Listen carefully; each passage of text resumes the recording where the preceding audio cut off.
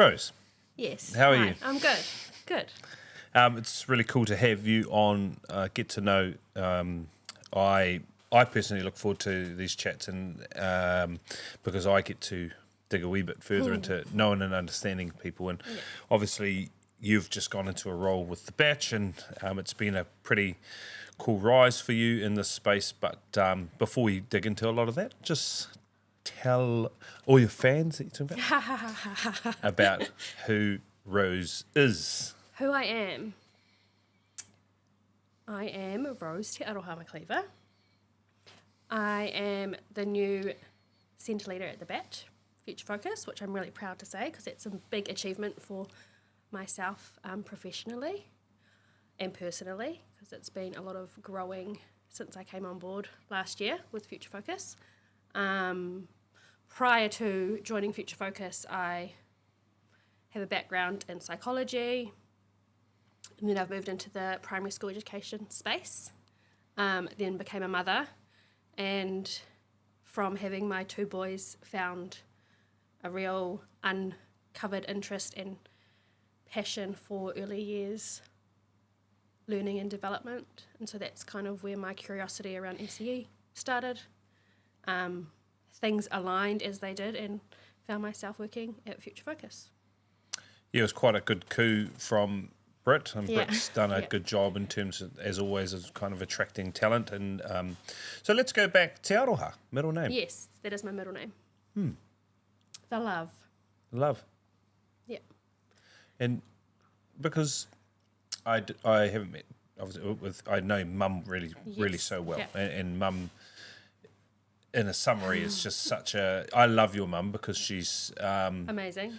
she is Yeah. amazing. She's got a great spirit. I remember her after we had that staff function. She had great joy in telling me how ill you were, but how she just had bacon Yeah. and eggs and Yeah. hash browns. Yeah. She's quite a beautiful spirit. Yeah. She's a very special person. So where are you guys from then? So I grew up in a very small, rural Northland town, not even a town, Matodi Bay. Wait, so did you also grow up with Amy Cottle? Yes, so we went to the same high school. Yes, so right, she was yep. from Kirikiri, quite a few years younger than me, but her cousin was in my year. Yes. And her older brother was a year above me. So like Andrew. Kirikiri, Yes. being small, everyone kind of knows each other. So yeah, we know each other but don't know each other, if that makes sense. Yeah. And talk to me about, all right, I know I've been lucky enough to hear this story, but there was a principal. Yes, a very special principal at Matodi Bay Primary School, where I was fortunate enough to spend my whole 6 years of primary school education. My mum worked there at different times and was part of the board there, so the school was a real pillar of our community because it was quite a small community, and school was, the place we all spent so much time together, created so many memories, and grew in a lot more than just our education. And Mr. C was pivotal to that. He was he had a great way of really knowing everybody and coming to the classroom without any bias, any preformed ideas about children, and just literally getting to know that child and seeing the greatness that often the child didn't see themselves, maybe the families didn't even see, but just being able to pull it out of every person in his own unique way was really very special. He was a big part of my life post-school too, because of the impact he had on me as a child and our family, because he taught all of my siblings, worked closely with my mum, so he was just, a big part of our lives. And Mr. C,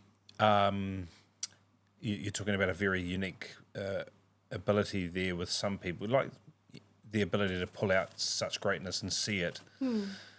But make you see your own greatness too, which I think was what he did for me personally. He helped me see that I could be more than I thought I could be, if that makes sense. Yeah.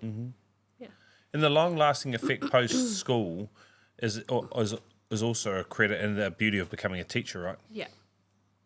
We get to. I think the hard thing that I find with ECE is that we have a compound effect. We often won't see the real benefits of the relationships we build because only cognitively will it start to kick in later on when they've left us. Yeah. That when I worked in a primary setting, I worked Yeah. with 5-year-olds. I got to see them at 10. Yeah. It was a different story. Absolutely. Yeah. But we see them as 6-month-olds, and they kind of go through, they grow and grow and grow. But actually, them as an 8-year-old. Yeah. The foundations that we lay. Yeah. Yeah. It's a hard thing about ECE. Yeah. So let's go back to the psychology space. So what pushed you down that track? So 18-year-old me decided, first person in my family to go to university, I'm going to make some money. Yep. So I went and I signed up for a law degree, thinking law would be where I would be able to make lots of money and become, I don't know, that's what 18-year-old me had in my mind, that was the goal in life. Mm-hmm. I started studying, I went to a university visit, and because of the popularity of a law degree, you have to have a conjoint degree for your first year in case you don't get into law. Right. So I was like, okay, I'm going to do law, and I need to figure out what else I can do just in case. Went to a whole bunch of different snapshots for the open day of different subjects that you could kind of get a taste of to see if you were interested in. Mm-hmm. And psychology, the first 10 seconds of being in that lecture, it had me. Mm-hmm. It was all about understanding people, finding out what drives them, literally how their brain works.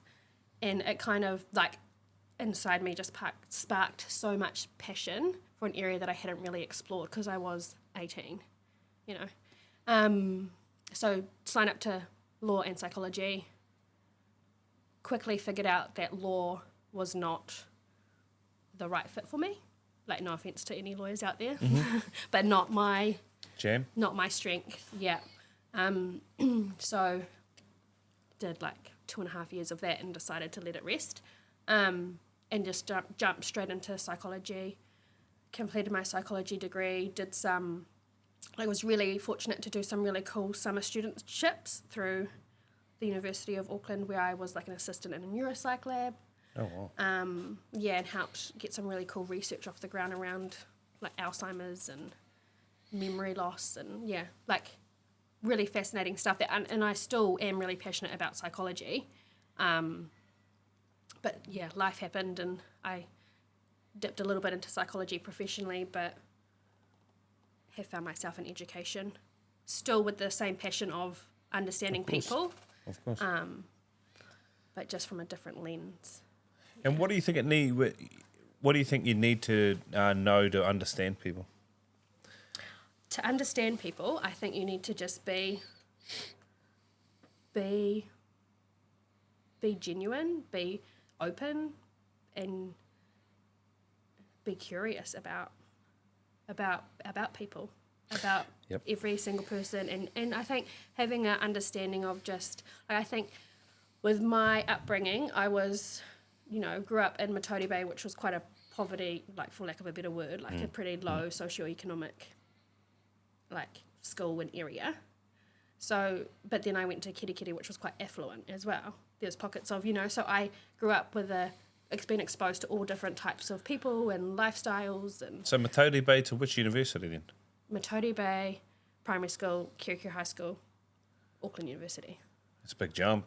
Yeah. Yeah, big jump. Oh my gosh. The first day at Kirikiri High School, I burst into tears because I went from 30 students to over 1,000. Yes. And most of the children at Matoti Bay Primary School, I'd been through my whole school journey with, and none of them, not one person came to that school with me. They all went to the local school, Whānau College. I went to an out-of-zone school. Oh, fascinating. Yeah, and so that was terrifying, but...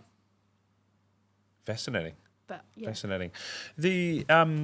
So you fast forward a wee bit further, so you get into primary school teaching. Mm-hmm. So what are the lessons you carry from primary school teaching, your time there? What are some of those lessons right now?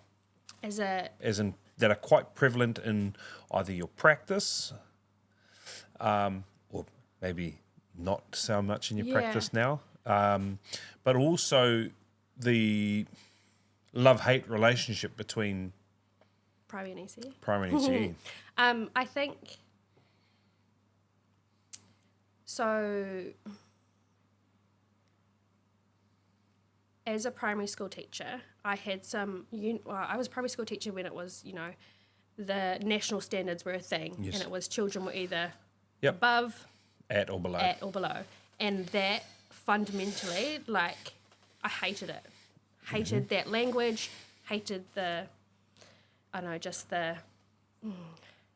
fact that there was a standard that children had to meet, because how can you compare apples to oranges? Every child is so different. Well, they don't get to choose either. No. That's what I always thought. The way I always likened it to parents was that if you go to a restaurant and the food's bad, do you go back tomorrow? No. Of course you don't. You get a choice, right? Yeah. And often I see our education system let kids down, and they have to keep going back to the same restaurant for 13 years. That's... And it was literally like twice a year we put a dot on a graph. Yes. And we're like, has this child moved? But there's What's so the rate much of more. progress? Like, honestly, Yes. there's so much more. And I was actually fortunate enough to work under a team at Pies Pass School where there was a massive focus on progress, not rate of standards. progress. It was like, is this child progressing? From point A to point B. Yeah. So, like, even if they're below standard, are they progressing? progressing? Below? Of And course. if they're like miles above standard, are they still progressing? Yes. So that I think for me was a huge lesson as a primary school teacher that I've brought into ECE, and that's why I love Te Whāriki so much, because the child is at The centre. of. And there's a lot more desire to let the child choose the path. Yes. Like it's crazy the contrast, because I know personally, I thought as a teacher, here I was out there building experiences for children to inspire them to feel loved, to feel part of something special, to have the opportunity to be themselves and challenge who they are as young people. I remember my times working with new entrants and laughing lots with them, and I think I carried the belief that if you're just doing great experiences and having great times, having fun, And building those relationships, right? I think that achievement happens. Yeah. And actually, Te Whāriki has probably highlighted what primary hasn't quite pointed out yet, is that if you do great things happen. Yeah. So the central piece, and that's a bit of a long-winded segue, coming into Future Focus, right from the get-go, you've pretty much implemented yourself, and you're not a dominant personality. No. But your actions and presence are always felt. Thank you. What is this in that space of let's dig into the leadership space? What are your principles or actions, or what's your alleyway when it comes to leadership as of today? So what drives me as a leader? I think... Or what path do you often walk? So I've never been a leader that is like I like to lead with people, and you know what I mean? Like, I like to be a leader who is walking alongside people on their journey. I'm not like, this is my way, this is how we do it. It's like I'm far more focused on the collective, and I think I'm still, because I'm a teacher at heart, right? So I find as a teacher, I was trying to make, I think the biggest word that comes to me whenever anybody asks me about being a teacher is potential. So understanding someone's potential and seeing their potential and helping them see their potential and helping them realise their potential. That is, for me, what drives me as a leader as well, because that is so at the core of what I do. I just want everyone to see their potential and realise their potential, and whatever I can do to help that happen, I'm going to do it without a doubt. And if that means challenging people, I will do that. If it means supporting people, I will do that. Like whatever way I'm going to help people see and realise their potential, that's what drives my actions. You carry that same attitude for yourself? I like to think so. Yeah. Yeah, because I probably think my biggest obstacle as a young person was actually seeing my potential. But now that I know I have potential within me, I am driven to realise it. Yeah. And what actions do you take in that space? What is a daily action that you take To realise my potential? to realise your potential on the daily? Just to make sure that I'm giving 100% at whatever I'm doing. So if that's been with a child individually who's needing some support, I'm 100% there. If it's running a mat time for children, I'm going to be 100% there. You know, I want to be 100% present and be the greatest that I can be in all those little moments, because I think that adds up to me at the end of the day being like, I gave my all. Yeah, daily action. Yeah. It's daily action. And where? Yeah. Because where's that built from? Where has that come from? I actually had a conversation today with Renee about my parents. So my mum and dad, they both grew up rurally in North London. It was quite a hard life for different reasons. Whereabouts up north?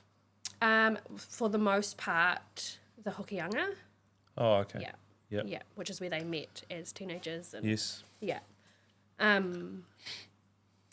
And they broke down a lot of barriers that they faced as children to make sure that me and my siblings had none of those. And it was very intentional. They were very much like, we need to give our kids not a better more opportunity, maybe. Yeah, I think I refer to that sort of stuff as paying the bill of regret. Yeah. But it's also like, I don't want to speak negatively of my grandparents, who were obviously responsible for my parents' childhoods, if that makes sense, because they were great people as well. But my parents made sure that me and my brother and my sister had every opportunity that we could have. But I think my mum, she instilled in me that, like, you can be whatever you want to be. Like, you're great, you're amazing, you can be anything. And my dad really drove the, like, work ethic. He was like, but you got to work for it.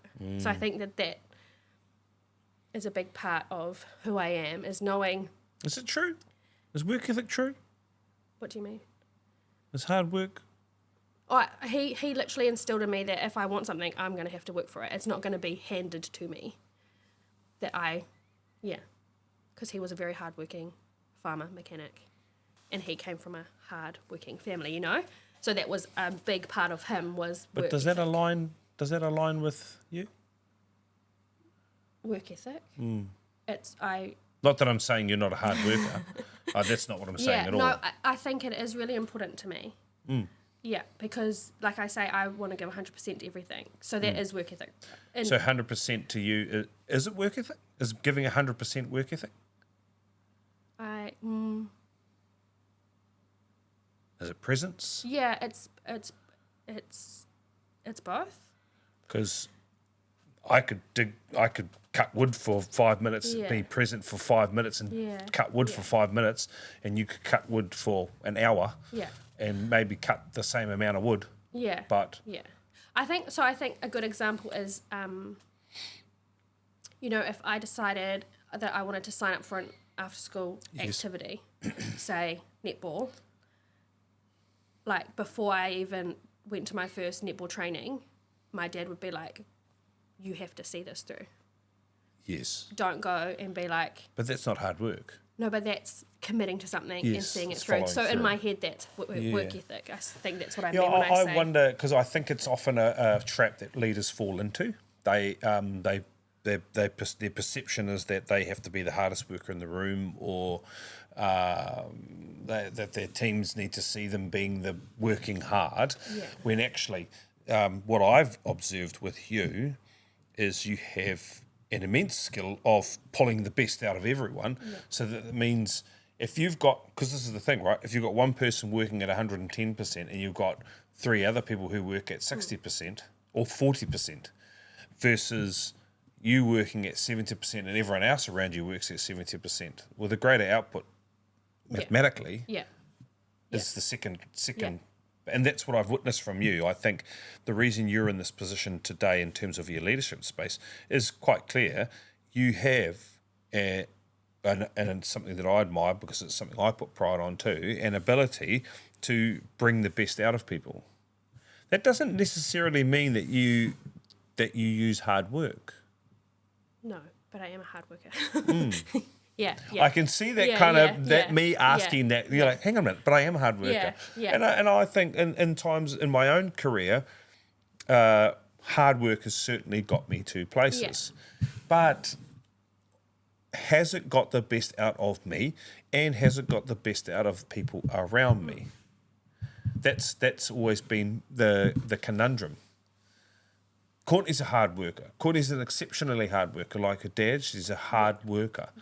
And it is a great value. It's a great value for your children to see and all those sorts of things. But I often wonder with leaders, at what point do they stop to realise that they're working so hard that they're not seeing the success or lack of success around them? Because what's the first thing that hard workers do when things aren't going right? What's the first thing they do? Hard workers. They work harder. They're like, I can just work. But sometimes it's working differently. Yes. It's stopping. Well, that's all about what we said about being present, right? It's like understanding. Smelling the roses every now and again. Yeah. Because I think it's almost a little bit contradictory from what I have been privileged to witness with your uprising through this period to who you are for our team. Actually, hard work would not be the first thing I'd say. Yeah.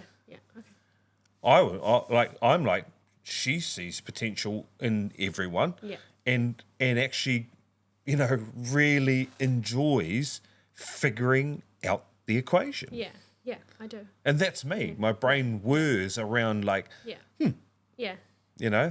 What does I that love person people need? and I love... How do I pull and push and pull and push and, did I push enough? Oh, did I pull too much? Those, and that's what I've witnessed from you, and that's why I think you and I have gotten on so well, because we just like those discussions when we're like, But why?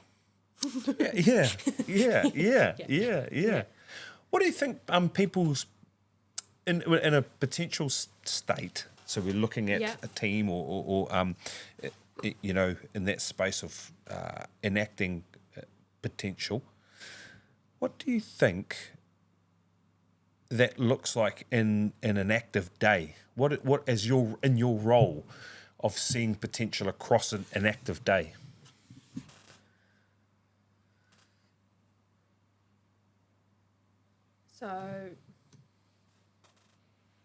So you walk in at 7:30 as centre leader of the batch. What do you think that looks like? What's the seeing potential. Yeah, and what it might look like in a push-pull type situation. What does that look like, seeing and acting on it? Noticing things that people are doing really well and letting them know. Yes. Like not just being like, well, that looks cool. Like actually saying, wow, I love the way that you set that up and I can see the kids are really enjoying it. Just noticing things and telling people what they're doing is great.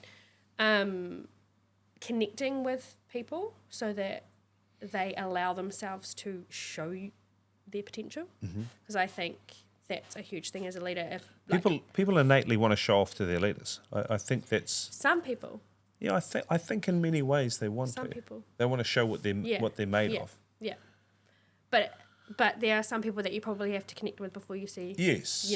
Yes. So making sure you've got that, like connecting with people, and I also do it with the kids too. Like getting involved in what they're doing and really being present with them so you can see their potential. And I do that with my team. I go on the floor. Like I've only been there 4 days, but I love spending time on the floor and seeing what they're bringing to that room, that space. And also then when we have conversations, like challenging them on a few things to help break down some barriers that might hinder them reaching full potential? How or do you know fuller the potential? challenge is entirely tied into what they need as a person, and not a reflection of either your trauma nor or self image? How do you gauge that? How do I gauge what is theirs and That what is what mine? I'm challenging people on, yes. Yeah, yeah. Yes, that this is you yeah. and I'm challenging you Yeah. versus I'm challenging you because based on what I'm this is holding. Yeah, yeah. because the trap that we get into in education spaces, and I can only really comment on education Yeah. spaces, is that leadership ascension is generally from within the working ranks. Yeah. Right? So, like, you can't get a accountant one day turn up to a primary school and be like, "Hey, I see you got a principal's job. Yeah. Look, I'm really keen to give it a go." Yeah. Like, you'd get laughed out of the building, Yeah. right? So what that carries is you carry your own experiences. Yeah. So how do you ensure that what you are challenging someone on is entirely based on what needs to be challenged versus what is potentially challenging you? That is a good question. I like to think that I'm not like a knee-jerk reaction person. So you don't make decisions from No. valleys. I often take time to reflect, and sometimes that's like alongside, like I'm openly reflecting out loud alongside a team member as we problem solve. You know, so I think that that's kind of where you can hash out what needs to be challenged and how you're going to come up with a solution. Because I Yes. like to be very solution focused too. Like I'm not just going to talk about it. Let's go and Figure this out. figure this out. And I think being really reflective around, just reflecting and modelling what reflection looks like and helping them reflect. Yes. So that I'm not telling them, like, hey, you need to, it's often they are coming to that conclusion alongside me because of the conversations we're having. Does that make sense? Yeah. So I don't go in guns You know, blazing, it's- like boom, boom, boom. Because I'm what like, do let's we figure it out associate? together. What that model you've just spoken about, Yeah. right? Yeah, That is the trap. yeah, The trap is for leaders is like, well, I've done this in my classroom. Yeah. Well, I've done this with kids, so I'm coming in and yeah. going to run it No, that way. No. You know that is the danger, Yeah. right? That is the danger. Well, I It's the- think that the danger is you're trampling all over people's mana. Yeah, yeah. So let's fast forward, rewind back to the start of this year, and we really, started honing in on you as a person. I was lucky enough to sit in with a catch up with you, and you told me that the sky's the limit, and but then we've spent some time really giving you space and time to discuss you as a person, as a leader, as a teacher, as a mum, as a partner, wife, all those spaces. Talk to us a little bit about the journey in that leadership council that Future Focus now carries. What has it been for you? I just think the biggest thing when I think about the leadership group council and what it's allowed me is just opportunities, opportunity. Like, so I was brought along to meetings and I felt unequal from the moment I walked in, even though I was just a teacher. I actually felt like I was on a total level playing field with everybody. My opinions, my ideas, my thoughts, I was like received really well when I was sharing things or we were having conversations. And I think that has allowed me to become confident in myself, but also it's allowed me to be curious about what it's like to be a leader in education, in ECE, and everyone's been really open with helping me. Like when I'm asking 300 questions or being really nosy about something, it's because I'm genuinely interested and I love learning. Like I have always loved learning. I want to soak everything up around me. And I just think that the Leadership Council has given me an opportunity to do that, to just soak up more, learn more, grow more. And Because you've been able to dig into things. yeah. Is there anything that stands out? Are there moments or meetings or something that stands out?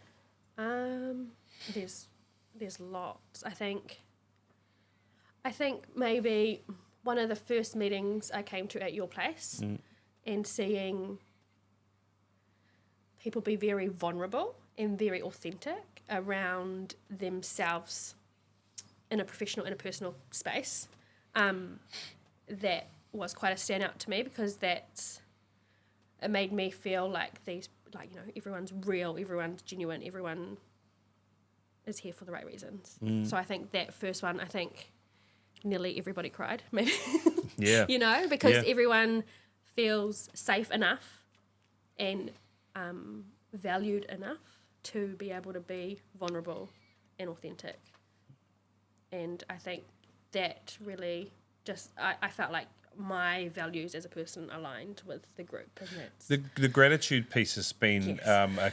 so we utilise grounded with gratitude. We start our meetings or some sort of variation of gratitude. And it's been cool to see, you started with us and then you ran your first meeting as centre leader for the batch, and you started in that space, and it was very easily accepted. I don't know if you noticed that, but it was very easily accepted. People were like, yeah, I have stuff to be grateful 'cause for. they're awesome to Whether it's my bike to get around, Yeah. whether it's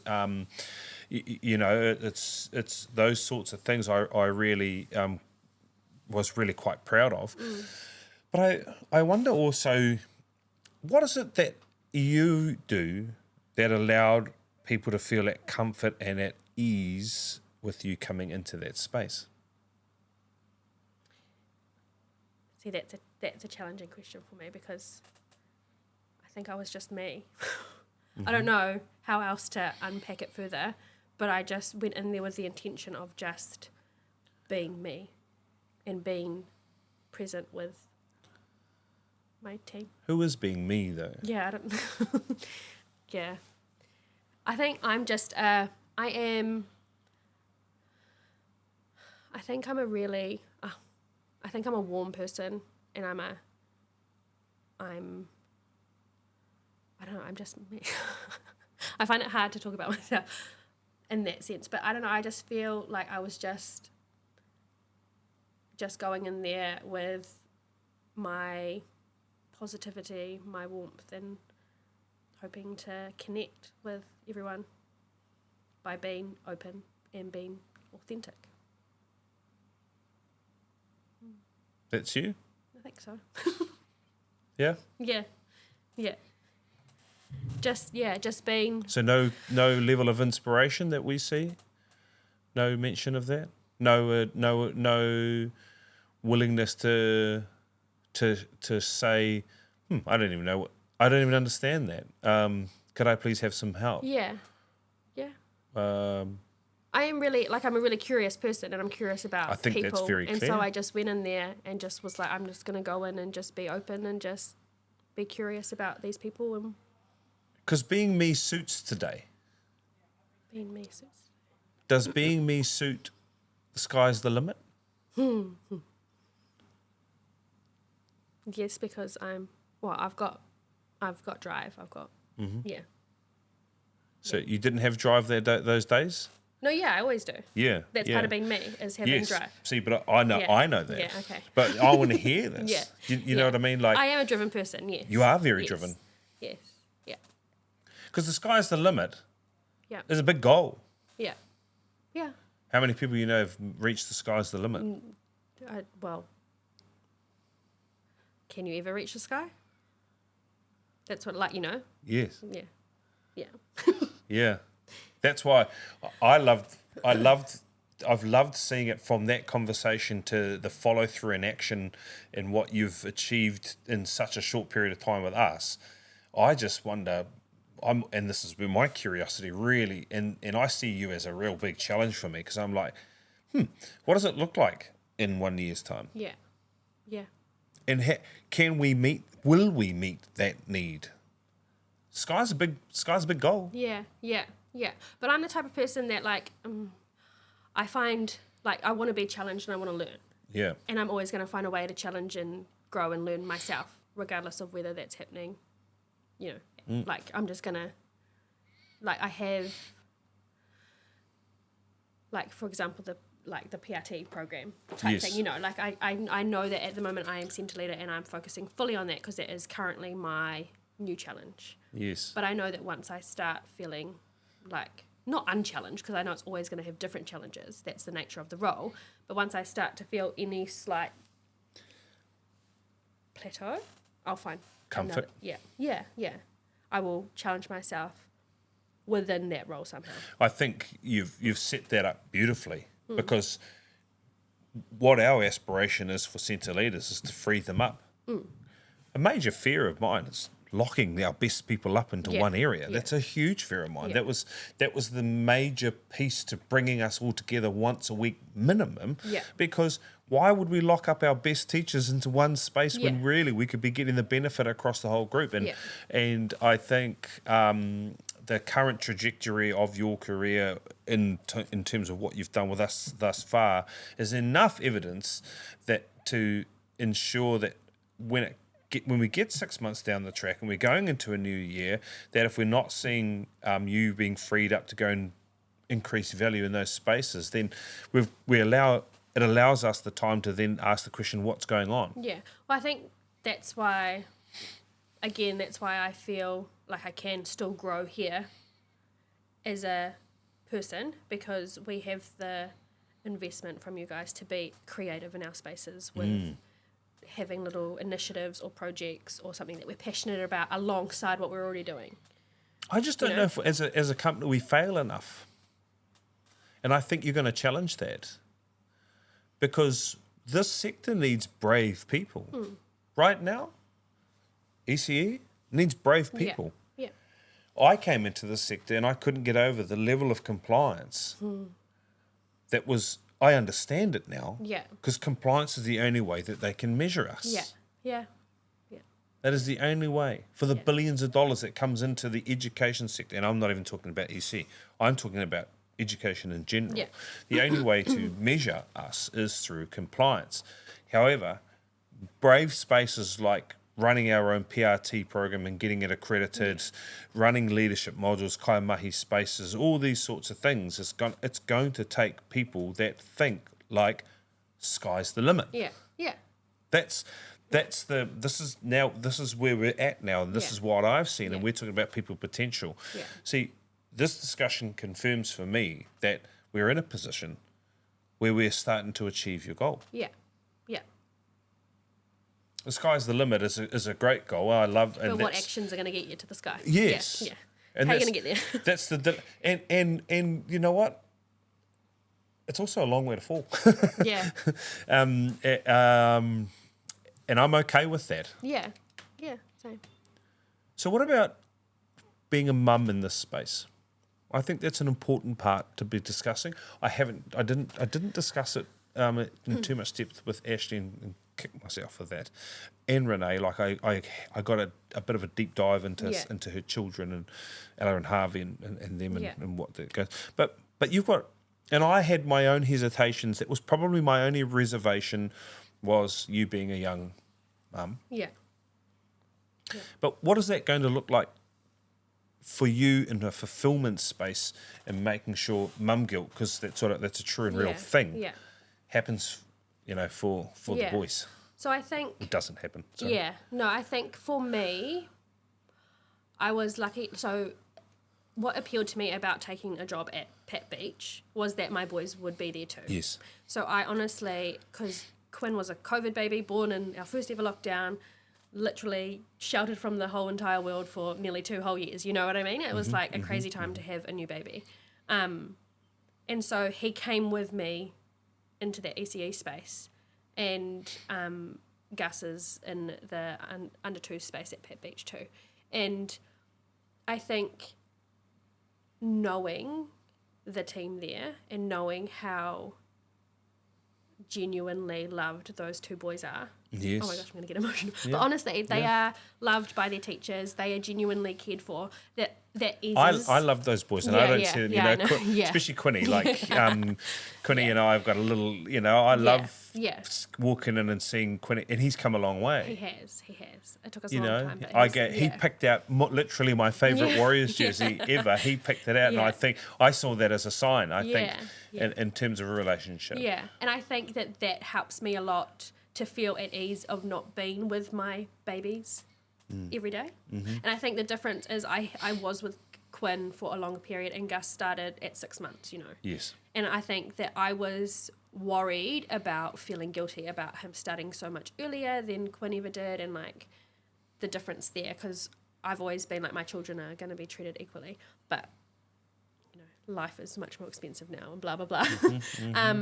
So knowing that they are genuinely cared for by the amazing staff at Pat Beach helps me be able to go to work and be present and not worry about them. Like, I genuinely do not worry about them when they're at Pat Beach, because I know how great that team is, because I was part of that team for a long period of time. The other thing that really helps is my family. Like, I am so lucky to have my family, but also Mitchell's family. Like, so lucky. We have such a huge support network in terms of looking, like, my mum has the boys, has Quinn one day and Gus one day, and Mitchell's mum, Vicky, has both the boys one day too. So they are getting so much love and input from their grandparents. Yes. That I know that their needs are being met, if not exceeded, by our village, which includes Pat Beach and our families. And I really love Mitchell. I think he's a great dad. He is, and he's actually he's just so easy to get along with. And I'm so lucky at how flexible he is too. Like, that's another thing, is that he, like, I'll be out the door before the boys are even awake some mornings, and I know that he's just luck.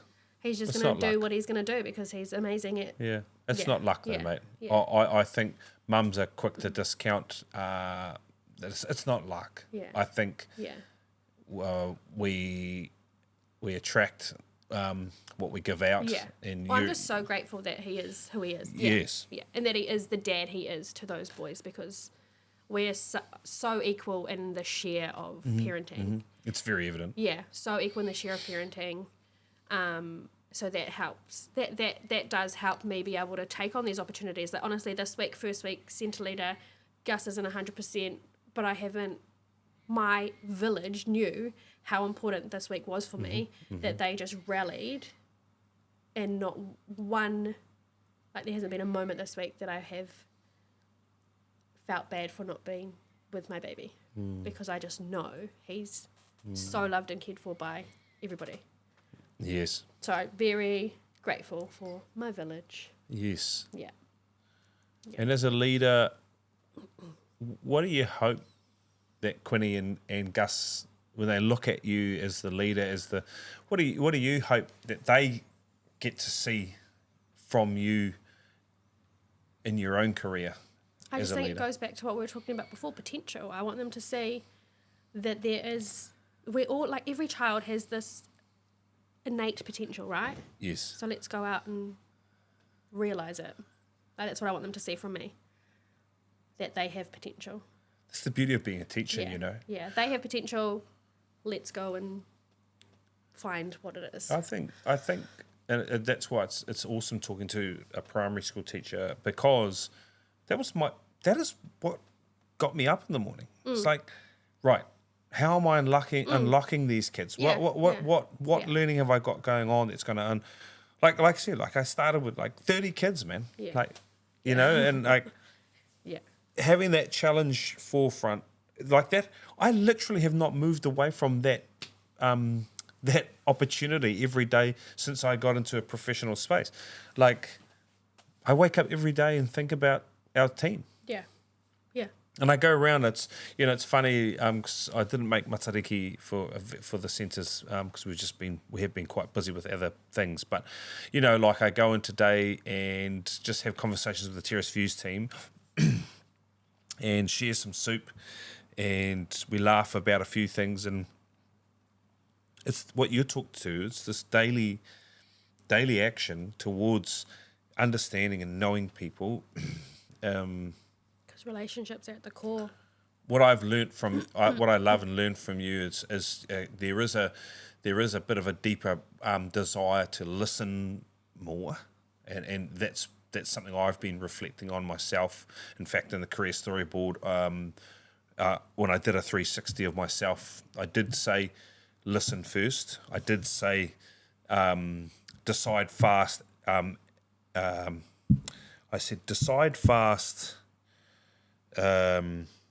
Engage slower, meaning don't take action as quick as I'm taking decisions. Let it sit. Because that is, and it's been nice getting feedback from like Lauren and them being like, oh, wow, Ray, oh, that's because I make a decision about something, but then I've come back 2 days later and said, oh, look, no, I don't think that's going to work now that I've thought that through. So, and I've learnt, and those are some of the observations I've had of you, and what in your leadership capacity and space is that your willingness to decide is there, but you are in a space of like, I just need to tease that out a little bit more. That's why I love working with you, because I come to you for counsel about things, because you are asking the right questions that allow not only me, but sure, certainly the batch staff and people in the Papamore Beach side too, people like Caitlin Skenham, that have had the benefit of having someone say, is that what you really think? This is what I think. Yes. But why? But why? What information is there further that we could Yeah. find? I think you said listening, but it's like when you're listening, sometimes you've got to listen to more than the words, right? Like You could feel people, you've got to listen to what is coming out behind those words, and and that's just your knowledge of that person and coming to it with a holistic lens. Yes. Yeah. What are you most proud of in your career? I think the proudest moments that I have are ones where you see someone else, when you've supported someone else to one of those like aha moments. That's when I like, if it be a kid that's really struggled with something and you've helped them and you've helped them and you've helped them, and then finally it clicks and they look at you like, oh my gosh, I just did that. Like those moments, but also with staff when they finally see what you've seen in them. Yes. Yeah, those are the moments that I'm the proudest of. And they're like, they can be tiny moments or they can be quite pivotal to somebody's growth. But just those moments where people go, oh my gosh. Yeah. They look at you like, oh. Yeah, I did it. I did it. Did you see that? Yeah. And the real challenge for us, for Courtney and myself, is building you guys into as many opportunities to do and see that. Yeah. That's where we'll continue to bring value. Yeah. Is giving you guys the space to go out and build those opportunities. I think I have a hesitancy to walk to the minimised turnover space in the strategy pyramid, because I'm like, I love that increasing value space and I love it so much. Yeah. And I want to live in that space all the time. Yeah. But you did that exercise the other night and, with your teams, and actually that's often, sometimes people are holding on for their job. You know, I read a study last night of 1,300 teachers interviewed, or 1,200 teachers interviewed in Southern or Western Australia or somewhere. 1 in 5 want to leave the job. Wow. 1 in 5. You know, that's actually a telling stat. Yeah.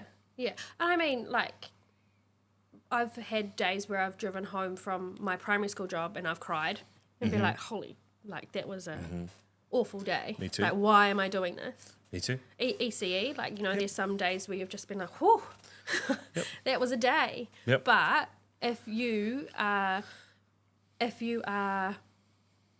passion is ignited in some way in your job, then you're still going to get up and want to go. You know what I mean? Like, Yeah, you bounce back pretty quickly. Yeah, because and for me, that's the people I'm surrounded by daily.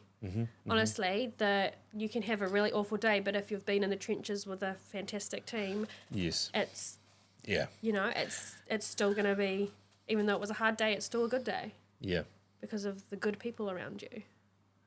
And I get to just do that every day, and Yeah. that's what I'm Yeah. really grateful for. And it's Same. grateful for that sort of those sorts of conversations. Like seriously, I was up till Courtney and I were up laughing till about 12:15 last night, and reflecting and talking about vision and talking about where we see ourselves and where we see what's going on. And it was, and again, I really value, like I love Fridays. And now that we've literally get you every Friday is even better, you know, because that's the now that you're in that space, and that's the nature now, and I'm excited, and then it's like, right, how do we get other people in those spaces and get them along? And now that we're not having to find time to get you there, but we can.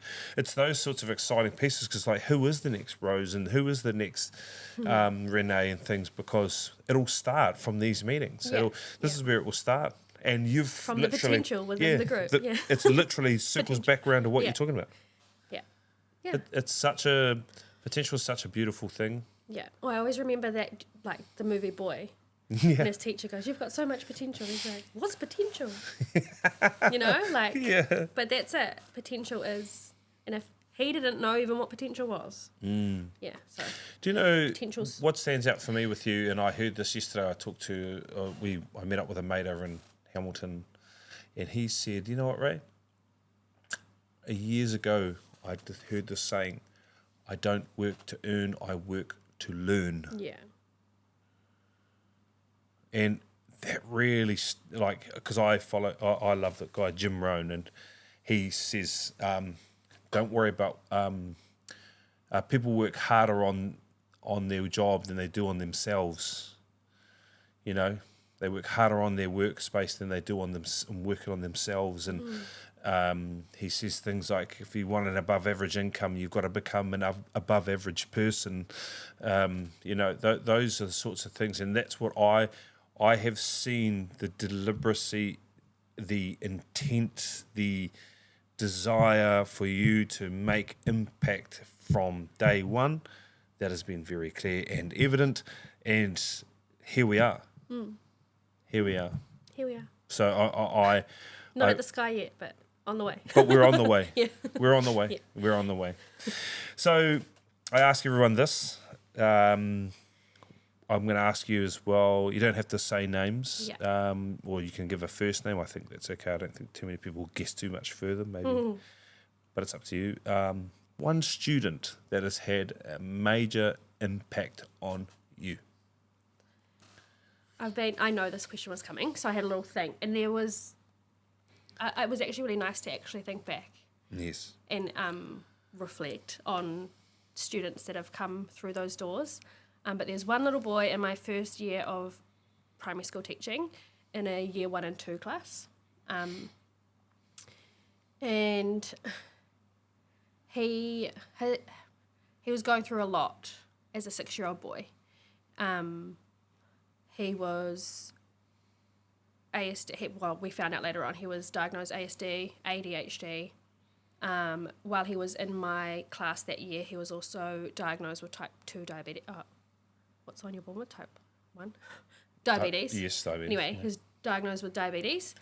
And his family, his parents were going through a separation in this tiny little 6-year-old boy's world.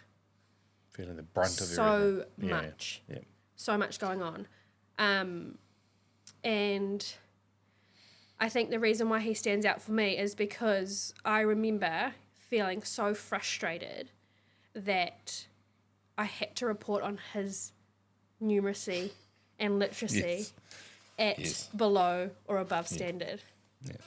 Where he was literally the child in my room that had grown so much in that year.